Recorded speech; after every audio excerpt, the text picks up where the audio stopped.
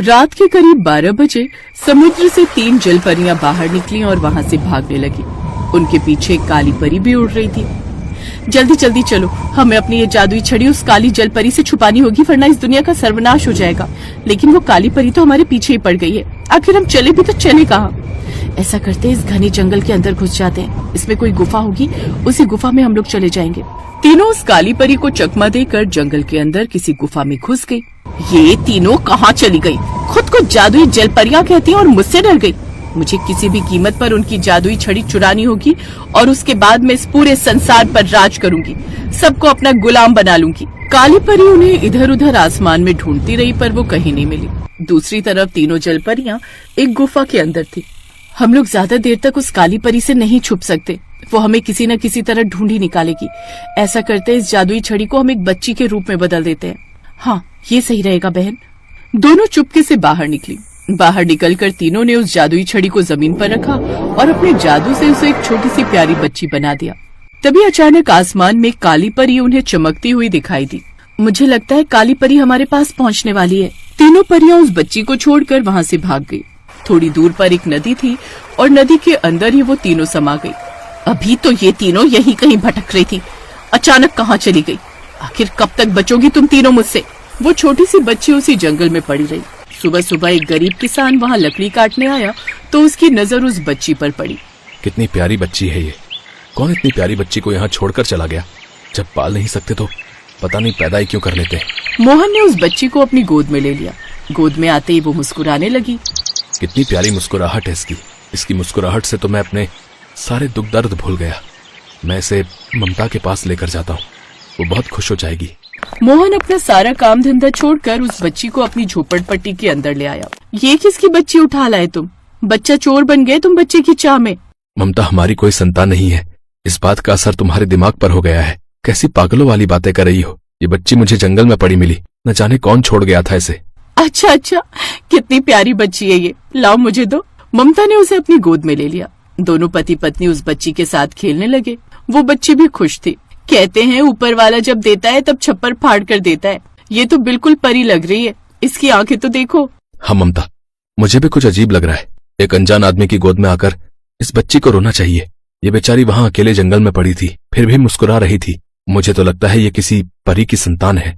किसी की भी संतान हो, आज से ये हमारी संतान है। अगर इतनी ही फिक्र थी तो इसे छोड़कर क्यों जाती? फिर एक रोज वो तीनों जादुई जलपरियां मोहन के घर के ऊपर से गुजर रही थी तो उनकी नजर उस बच्ची पर पड़ी। वो देखो, हमारी जादुई छड़ी उन दोनों के पास है। चलो इनसे हम अपनी जादुई छड़ी छीन लेते हैं। इसको ये लोग बच्ची समझकर प्यार कर रही हैं, ये गलत है। तीनों जलपरियां नीचे की तरफ उतरने लगी। तभी अचानक उनके बिल्कुल सामने काली परी आ गई। बहुत सालों बाद मिली हो, लेकिन आज मैं तुम तीनों को छोड़ूंगी नहीं। जल्दी से बताओ तुम्हारी जादुई छड़ी कहाँ है? तीनों जलपरियों ने एक दूसरे की तरफ देखा। अचानक वहाँ से भागने लगी। काली परी भी पीछे पीछे भागने लगी। भागते भागते तीनों फिर से नदी के अंदर चली गई। ये तीनों जलपरी होने का कुछ ज्यादा ही फायदा उठाती हैं। जब देखो तब नदी के अंदर घुस जाती हैं। मैं नदी के अंदर जा नहीं सकती। मैं ठहरी आसमान की परी, लेकिन कब तक बचेंगी ये? जल्दी मेरे हाथ लगेगी। ऐसे ही समय बीतता गया और वो बच्ची 5 साल की हो गई। मोहन और ममता ने उसका नाम परी रख दिया। ऐसे ही समय बीत रहा था। फिर एक दिन, ममता, हम दूसरों के खेतों में काम करते हैं, फिर भी उतना नहीं कमा पाते कि अपनी बेटी को पढ़ा लिखा सकें। हमारे पास तो खाने के भी लाले पड़े रहते हैं। आप दिन रात मेहनत करते हैं, फिर भी सफलता नहीं मिलती।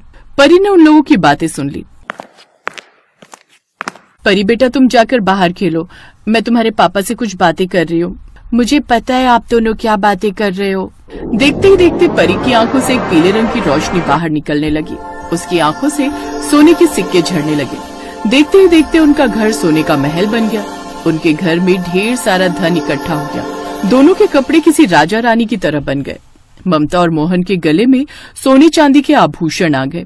ये देखकर दोनों बहुत हैरान हुए। ये सब क्या है? ये सब क्या हो गया? इतने सारे सोने के सिक्के।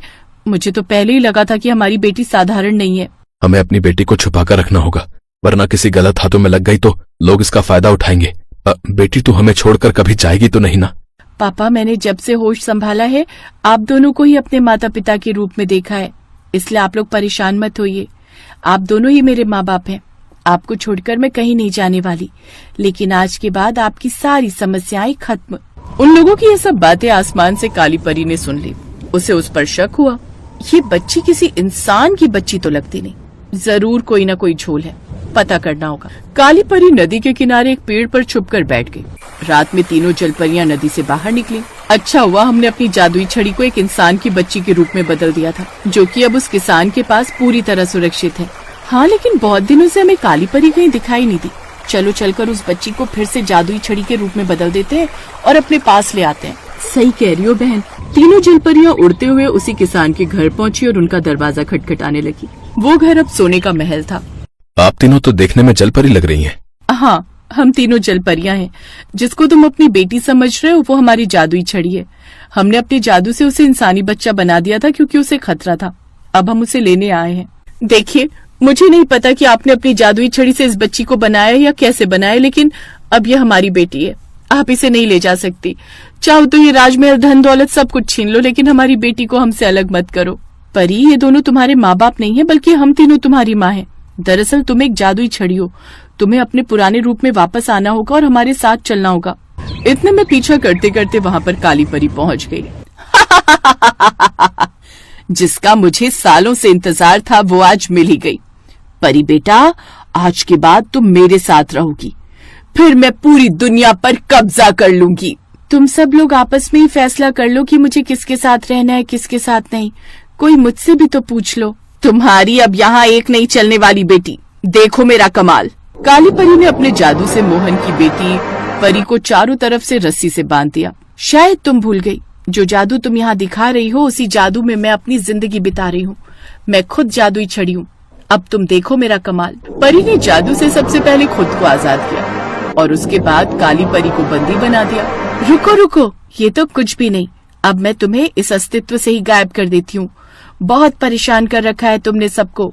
इसके बाद परी ने अपने मुंह से एक फूंक मारी, जिससे काली परी धुआं बनकर गायब हो गई।